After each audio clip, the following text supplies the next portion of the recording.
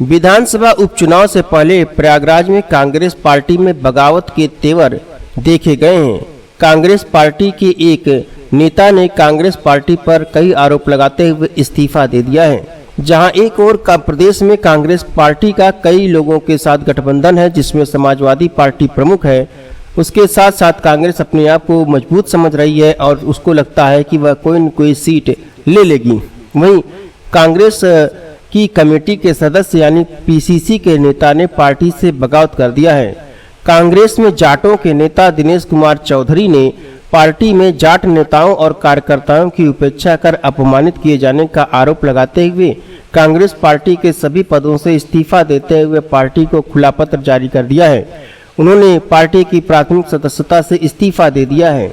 आपको बता दें कि दिनेश कुमार चौधरी कांग्रेस पार्टी की प्रदेश कार्यकारिणी के सदस्य यानी पीसीसी मेंबर और जिला कमेटी में महासचिव के पद पर रह चुके हैं।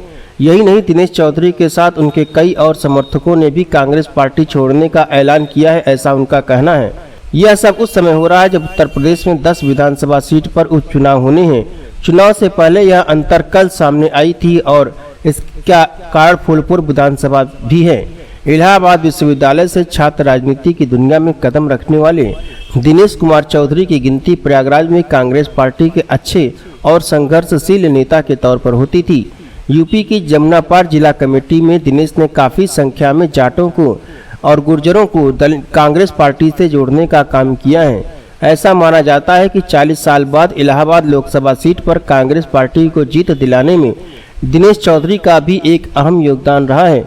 लगातार सक्रिय होकर काम करने की वजह से ही उन्हें प्रदेश कांग्रेस कमेटी में सदस्य बनाया गया था और कई बार चुनाव लड़ने के लिए वे मैदान में उतरना भी चाहते थे, लेकिन उनकी पार्टी ने विश्वास देने के बाद भी उन्हें टिकट नहीं दिया था। यही नहीं, दिनेश कुमार चौधरी ने यह भी बताया कि कांग्रेस पार्टी के राहुल गांधी से उन्होंने मुलाकात भी की।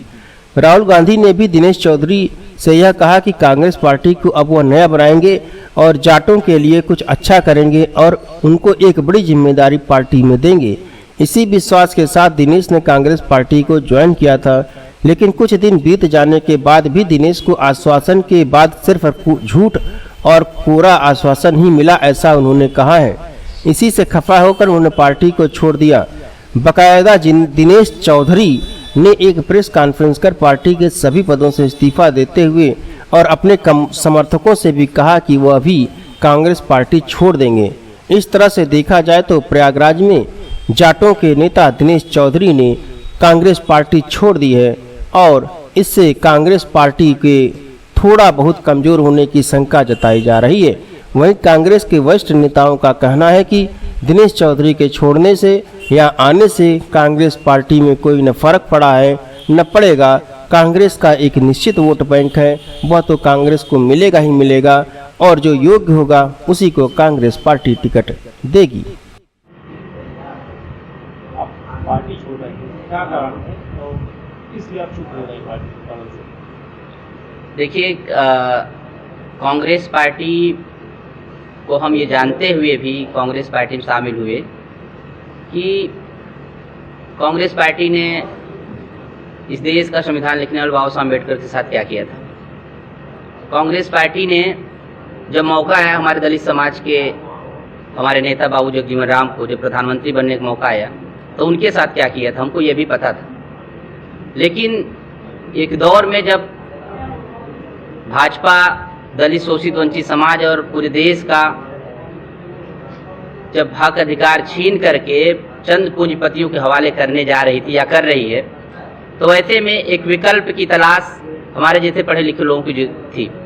उस दौर में 2018 में राहुल गांधी जी की टीम का फ़ोन आया दिल्ली से कि आपसे राहुल जी मिलना चाहते हैं। तो हम लोग दिल्ली गए थे राहुल जी से मिलने और राहुल जी से बातचीत के बाद हम लोगों को लगा कि कांग्रेस पार्टी पहले की तरह कांग्रेस पार्टी काम नहीं करेगी, बल्कि कांग्रेस पार्टी इस देश के बहुसंख्यक समाज के हक अधिकार को देते हुए सुनिश्चित करते हुए इस देश के अंदर अपनी पार्टी के अंदर भागीदारी दे करके सुनिश्चित करेगी। लेकिन ऐसा नहीं हुआ।